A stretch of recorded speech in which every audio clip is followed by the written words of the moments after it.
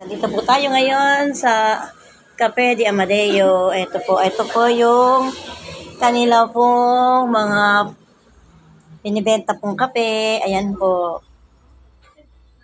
Kaya ngayon, magkakape po kami. Umorder kami ng kape para kami po ay uminom ng kape para masubukan yung kanilang paninda. Ayan po yung ating yung may mga may-ari. Ayan po. Hello, good afternoon po. Sila po yung Welcome po sa Lola Elisa. Lola Elisa Coffee Side.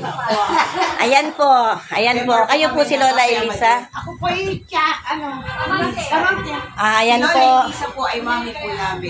Ayan mo. Ayan, mami nila si Lola Elisa. Ayan po. Ayan, ang magagandang mga ano nila, oh.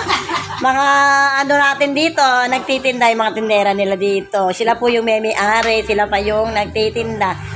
Ayan po, meron po silang atsara. Layo lang po kayo dito sa Lola Elisa Coffee and Side. Ayan po.